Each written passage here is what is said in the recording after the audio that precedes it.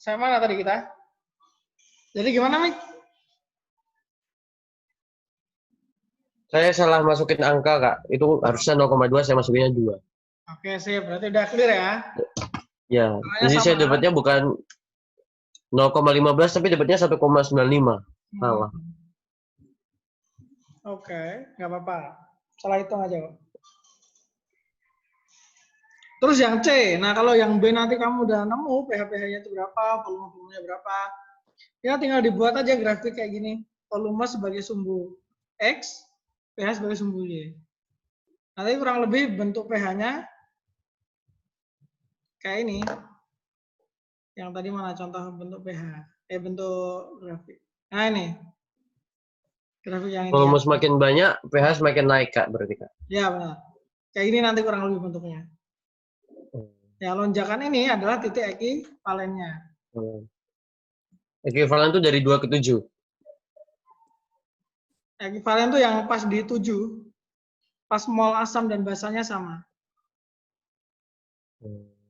Nah, yang dari 2,2 2,47 kan bukan lonjatan, bukan apa namanya? Loncatan, lonjakan. Nah, itu dari 7 ke 11,05 itu lonjakan kan nggak? Atau cuma kayak 2,2 2,47? Sama kayak 2,2 ke 2,47. Jadi nanti menghubungkannya kayak gini misalnya kamu memperoleh titiknya, ini pH, ini volume NaOH, titiknya di titik 0 kan pasti ada kan, sini, sini, sini, sini, sini. Ini kamu buatnya gini, wait. Kita kasih warna. Banyak yang dihubungkan titiknya.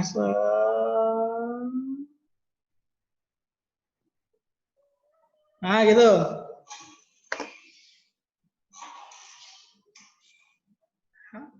Gimana?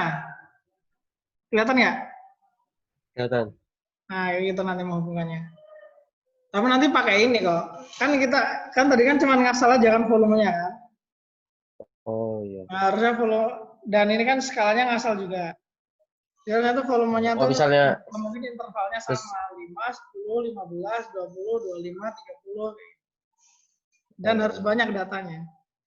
Nanti Kan tadi berpola berarti kayak cepat aja 4 itu biar cepat aja. Nah, C itu nanti kayak gitu, gambar plotting grafik kan. Oh, V-nya sekian, pH-nya berapa, V-nya sekian, pH-nya berapa, tergantung jawaban nomor B. Nah, hati-hati ya, di sini ada keterangan 2 desimal, berarti kan harus ngasihnya 2 desimal juga. Jadi kayak yang 2,2 tadi diganti 2,20. 20. Ya, yang 7 tadi diganti 7,00 gitu. Nah, terus yang D. Tentukan berapa volume penetrasi saat indikator metil merah berubah warna dari merah menjadi tepat kuning. Berarti dari asam ke basa. Ya, ketika pH-nya berapa warna indikatornya berubah? 7. Oke, coba lihat.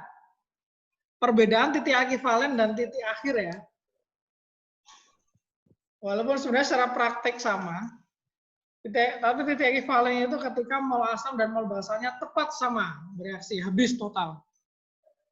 Tapi kalau titik akhir itu adalah titik di mana warna indikator sudah berubah, mulai berubah.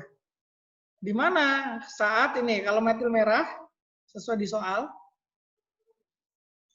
pada pH 4 sampai 6. Nah, itu transisi warnanya itu dari pH 4 sampai 6. Jadi nanti bacanya di grafik kayak gini nih. Kan kalau udah buat grafik nih ceritanya. Terus cara baca ininya, baca volumenya berapa, dicek. Oh ini 4, terus misalnya ini 6, tarik garis. Sini gitu kan. Tarik garis ke volume. Terus ini, kalian rata-rata.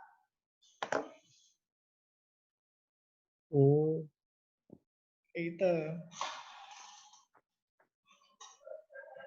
Yang E juga sama. Kalau phenolphthalein kan berubah warnanya dari pH berapa sampai berapa? Dari pH 8 sampai 10. 8 sampai 10. Nah, kayak gitu nanti caranya sama. Karena ini nggak akurat ya ini ya. Rata-ratanya volumenya kayak. Jadi ketemu nanti titik akhir. Ya, ketemu titik akhirnya. Kalau pakai indikator itu. Indikator metil merah, indikator phenolphthalein. Yang F. Nah, ini bisa diperkirakan nih. Indikator mana yang paling akurat untuk titrasi asam basa tersebut? Mana yang paling akurat? Metil merah. Nah, pertanyaannya adalah kalau misalnya mau menentukan mana yang paling akurat, parameter akurat atau tidaknya itu apa? Nah, kan gitu kan? Oh iya. Harusnya kalau akurat itu berarti titik akhirnya terhadap titik ekivalen itu gimana? Sama. Sama. Tepat tuh akurat tuh. Berarti sebisa mungkin titik perubahan warnanya itu sama dengan titik ekivalen. Kalau metil merah mulai berubah warna pada pH berapa? 8 sampai 10. 4 sampai 6. Bentar, kalau misalnya melihatnya itu dari siapa yang kita titrasi? Asam kan? Iya. pH awalnya berapa? 2 misalnya. 2. Tak tambah. Berarti mulai kalau pakai metil merah berarti dia mulai berubah warna ketika pH tercapai berapa? 7. Enggak itu. Yang mulai naik itu, Pak. Sedikit naik. Yang mana berarti pH berapa? pH berapa itu? Kalau pakai metil merah. Kan naiknya 2, 2, sekian, 2, sekian, 3, 3, sekian, 3, sekian. Terus pas mulai berubah naik itu ketika pH-nya berapa? pH-nya transisi warna metil merah pada pH berapa sampai berapa? 4 sampai 6. 4 sampai 6. Berarti mulainya pH 4 gitu. pH 4 ya, karena mulai dari bawah kan? Iya. Nah, mulai dari bawah sampai pH 4. Nah, itu udah berubah. Padahal pH ekivalen berapa? 7. pH ekivalen 7. Selisih mulai perubahan warna sama titik ekivalen berapa satuan pH-nya? 3. Sekarang kalau pakai phenolphthalein PP, dia mulai berubah warna pada pH berapa? 8. pH 8. 8. Perbedaannya dengan titik ekivalen? 1 satuan. 1. Berarti mana yang lebih dekat dengan titik ekivalen? Phenolphthalein. Berarti mana yang lebih akurat? Phenolphthalein. Good. Sekarang dibalik. Misal.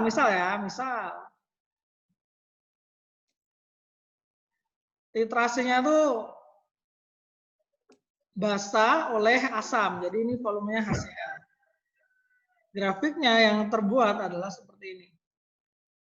Ini mulai dari misal 10 gitu. 10 lagi apa namanya?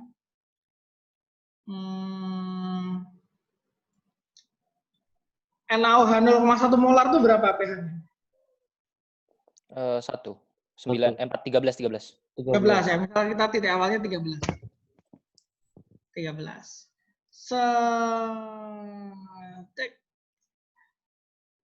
Nah, kalau titrasinya kayak gini, siapa indikator yang lebih akurat, metil merah atau PP? Dilihat juga dari kayak tadi.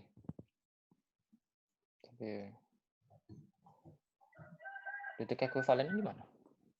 Gimana? Berarti titik ekuivalennya masih sama ya? 7. Sama, karena HCl sama NaOH kan. Berapa titik ekuivalennya? Dari 8 sampai 10. Oh. Ekuivalennya 10 sama 7 berarti Kak ya? Ya, berarti kalau pakai PP 10 sama 7. Pakai PP titik akhirnya 10, titik ekivalennya Oh, berarti pakai meter merah 6. Pakai meter merah. Nangkep ya? Gimana cara berpikirnya? Iya, iya, paham. Itu tadi apa saya sering tukar-tukar namanya?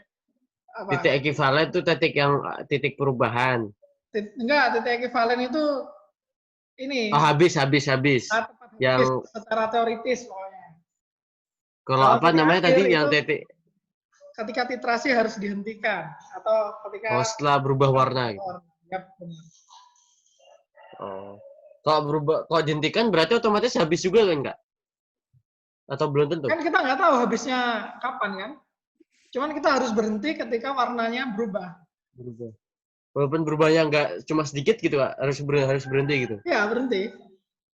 Oh. Tapi wajar kok, nanti itu ada errornya. Bisa ngitung error. Nah, error-error itu dipelajari di kimia analitis. Kimia analisis. Jadi yang paling akurat tuh yang dimana titik akhirnya paling mendekati titik ekivalen. Yes, benar. Nah, titik Mulai ekivalen perubahannya. itu titik lonjakannya berarti kayak. Ya, titik ekivalen itu titik lonjakannya. Pas asam dan basanya habis bereaksi. Nah, ada pertanyaan nggak sampai sini? Rijal, Amir? Ya. Alhamdulillah ada. Yang F deh coba kerjain. Yang G deh coba kerjain.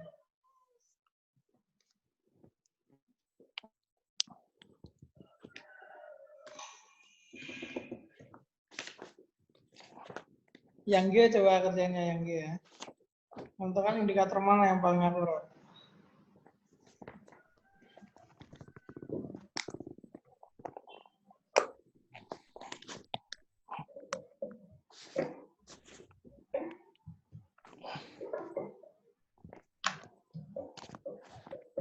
Ini urutan milih-milihnya mana, Kak? Apa cuma satu ya? Yang G cuma satu.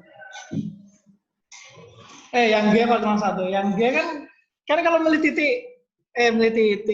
milih indikator paling akurat tadi gimana caranya? Oh, yang paling ini ya, yang paling mendekati Paling mendekati titik ekivalen. Ekivalen. Nah, yang G itu titik ekivalennya berapa kan gitu? Kamu harus tahu dulu berapa ya. Baru milih indikator. Nah, silakan.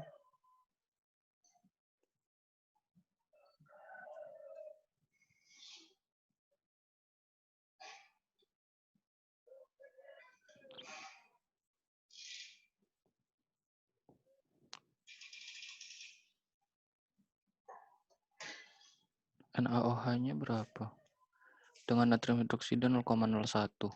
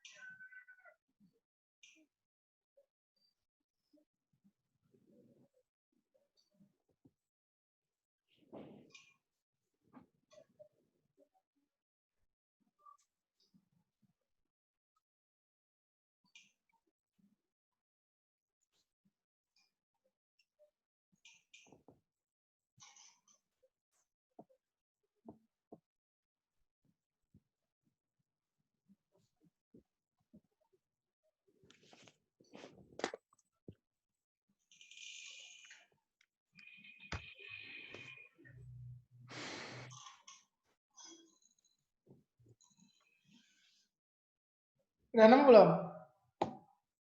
Udah. Oke, Tapi udah punya sekarang aku confirm. pengen tahu kalian ngitung pH di titik ekivalennya gimana caranya? HA tambah NaOH dapat mol NaA pakai hidrolisis garam, habis itu dilanjutkan. Sip, dah gitu. Benar. Berarti hitung OH minusnya berapa berarti? Sebentar, ini saya juga lagi KW hitung. per KA Oh, pakai hidrolisis dikali garam ya? konsentrasi Amin. A minus ya. Jangan lupa volumenya ya, volumenya harus di ini.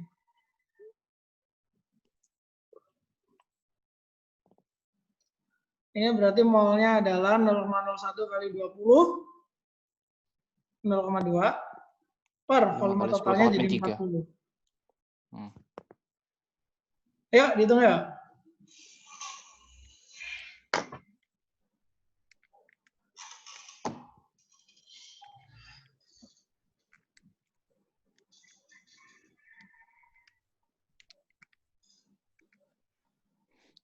Satu 1,58 kali 10 pangkat min 6. 58 kali 10 pangkat min 6. Nah, berarti pOH-nya berapa? Terus pH-nya berapa? 5,8. 5,8 pH-nya, pH-nya 8,1. 8,2 8,2 lah. 2. ya 2. Ini titik ekivalennya. Berarti indikator mana yang dipakai? Si metil merah tadi berapa? Metil. Hah? Oh, ini asam, oh POH ya? Bahasa gitu. Itu dari bawah. pH-nya dong. pH-nya 610 sama 810 sama 46 ya? Ya, berarti yang dipilih 8 10. 810. Iya, Siapa 810. dia? PP. Gitu. Kan Ini 8,2 dari dalam range 8 sampai 10. iya. Ini kalau misal digrafikan ini nurun tuh ini Kak. Kok itu asam? Jadi kan saya nggak kepikiran buat hidrolisis, kan hidrolisis jadinya OH- ya yang dapatnya ya. Iya. Nah, ini kalau misal Yang digrafikan jadi turun atau tambah titratnya siapa dulu? Titratnya Titratnya kan asam siapa? lemah, ya berarti naik. Berarti naik. Titratnya siapa dulu? berarti titratnya dari Asam NaOH. lemah. Titratnya siapa? Mik. Asam lemah. Natrium ya Ya. asam lemah. Asam lemah. Berarti pH-nya awalnya rendah. Rendah. Dari bawah. Tambah basah, naik dong. Ya kan? Iya.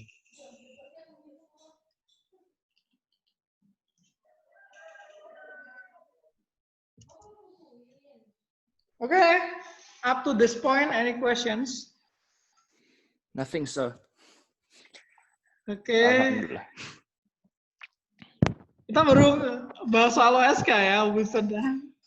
Waduh, buset. OSK-nya belum nih. Tapi nanti latihan ya. Ya. KSP Agustus loh.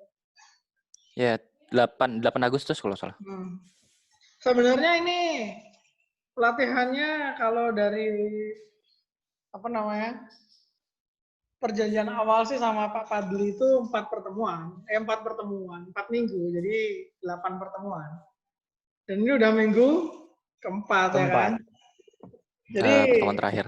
Nggak tahu, ini itu pertemuan terakhir gitu kan. Terus habis ini nanti ada sekali lagi tes, ya, tapi modelnya cuma saya ngasih soal aja, terus saya koreksi, saya kasih feedback gitu. Padahal yang ini belum loh, yang kimia organik belum. Kimia organik belum kan? Ya coba nanti inilah, saya tanyakan dulu ke Pak Padli apakah masih akan ada pelatihan atau extend. Break dulu gitu. Nggak extend pelatihannya. Ya, makanya. Panjang. Makanya nanti kan tergantung sama Pak Padlinya kan. Sama koordinator olimnya. Sama mungkin prosedur kepala sekolah dan lain-lain. Itu sih. Kalau aku sih oke aja. Saya Sabtu sama Minggu insya Allah selalu available. Kecuali kalau misal ada acara-acara tertentu. kayak kemarin Lebaran nggak bisa. Itu sih nanti biar saya bilang ke Pak Padli ya. Cuman abis ini yang jelas kalian akan ada tes dari saya. 2 kali tes ya. Tes pertama adalah soal olim tipe OSP OSN sih. OSP OSN semua materi.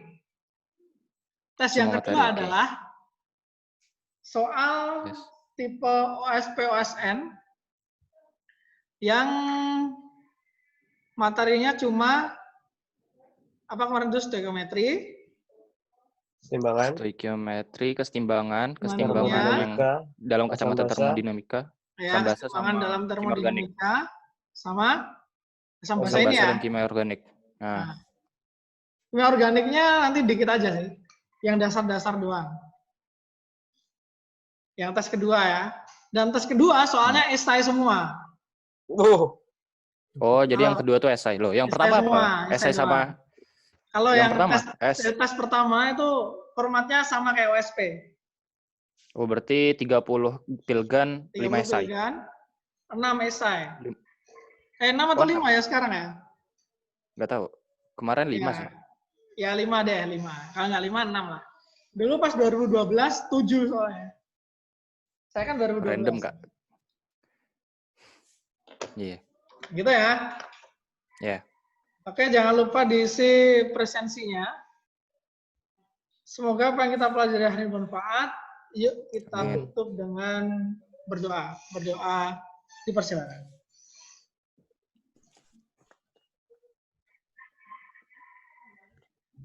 Udah cukup? Sekian dari saya, kurang lebihnya mohon maaf. Assalamualaikum warahmatullahi wabarakatuh. Waalaikumsalam warahmatullahi wabarakatuh.